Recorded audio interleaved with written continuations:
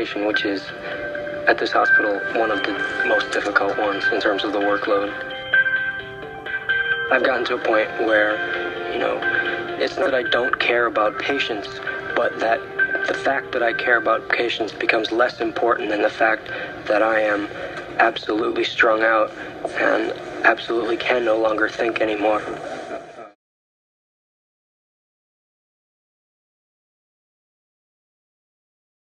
I think the most overworked profession would be a physician, because even though you meet a lot of physicians who are really proud of their work, a lot of them suffer from burnout and are completely exhausted. Maybe something in the healthcare field, like doctors or physicians. Someone who's in the a medicine field, like physician. Probably something in the healthcare field. I think dentists have the highest rate of suicide. Nurse or physician? Probably physicians. Probably a psychologist. See some depressing stuff. Probably surgeons, mostly due to Grey's Anatomy.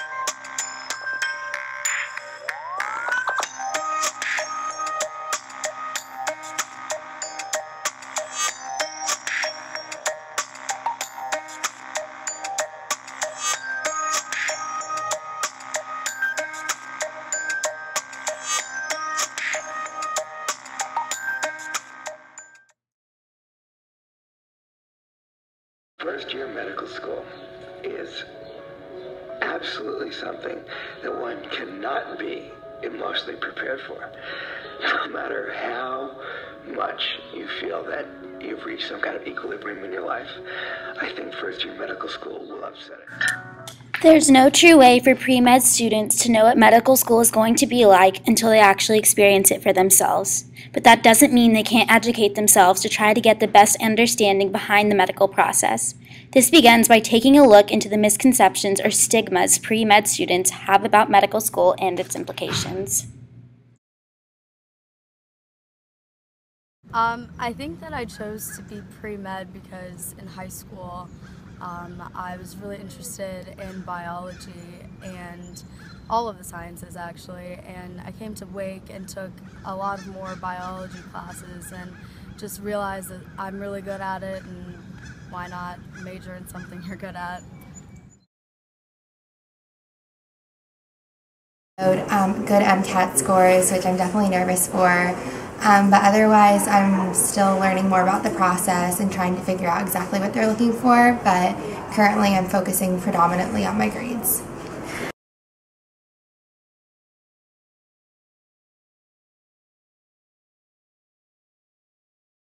For that answer for a while. I think I want to be a neurosurgeon because I don't think there's any greater pleasure than being able to tell a family after a successful operation that you've done everything in your power, that you've done your best and you've actually been able to help them and fix them.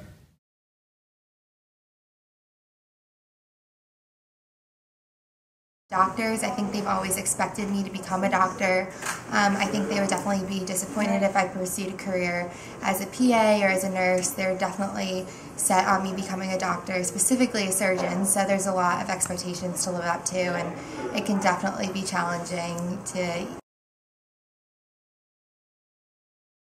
The biggest misconception that I think entering Wake Forest students have is that if I just have an incredible GPA and an incredible MCAT score, then that's all it takes. That med school is all about the metrics, things that are easily measured, like your MCAT score and your GPA, and that couldn't be further from the truth.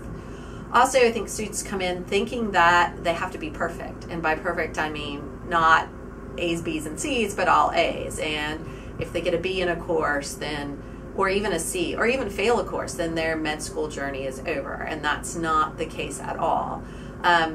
Being a qualified candidate for med school is so much more than metrics. It's about your experience. I'm going to make a ton of money as a doctor. And depending on what specialty you choose, that may be true. I think that just healthcare in general, and particularly physician salaries under the Affordable Care Act, and what ultimately may become a single-payer system in the United States, we're going to see physician salaries drop. And so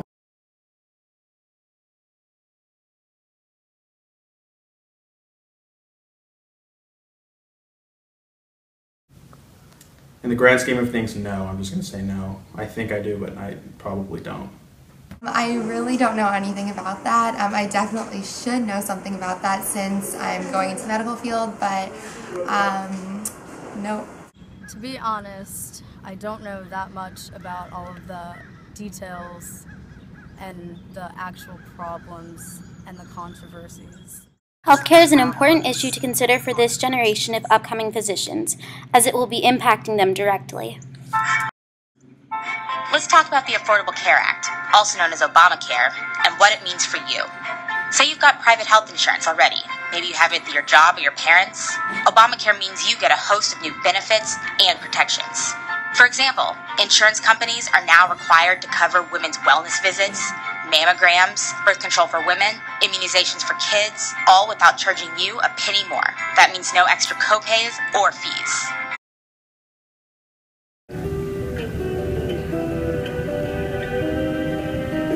The frustrating part of my day is I have 2 employees that work nearly full-time fighting Medicare and other insurance carriers for work that I have done. I absolutely detest that part of my life. I never imagined that I would do work and then have to fight a third party to get paid for the work that I do. To take good care of my patients, and so that's added a whole nother element to the life of being a doctor. Students who make their decision by assessing the wide variety of factors associated with the medical process are least likely to fall victim to early burnout and depression, as outlined by recent medical school graduate Retta Jaber, who also researches the implications of depression. It's well known that med students and physicians have a higher rate of depression than the average population. This could be for a variety of reasons. For example, there could be a selection bias. Those who pursue medicine are typically high achievers and perfectionists. But another reason could be that once you start med school, it's very difficult to have a career change.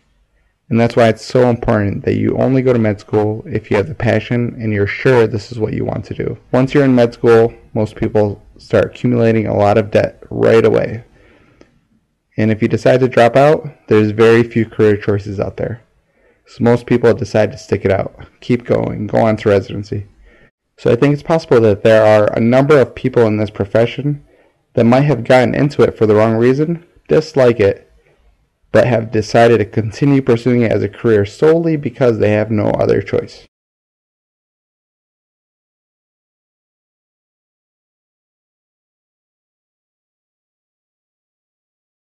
So this year we've had over 13 events during the academic year that allowed students, whether they're interested in medicine or other health professions or think they're only interested in medicine, to come to events to learn from other people, like what does a PA do? What does an MD do? How is that different? What does a nurse practitioner do? And all I can do is make things available for students to come and learn. If you want to be a doctor, it's a noble profession and a great profession, but it's not the only profession. And so I think students should be really open-minded about other things that they may find, very rewarding for themselves to do, but also as a rewarding way of serving others. That the grade point doesn't support a career in medicine, then there are many other great careers that are medical or not medical that can really lead to a very gratifying life. care professions to get experience, volunteering, service to others, pushing yourself to have out of your comfort zone experiences, either in your everyday life or in service or study abroad. All of those components, those experiences, are an equal part to the metrics. Physician depression and burnout are serious issues impacting the quality of healthcare.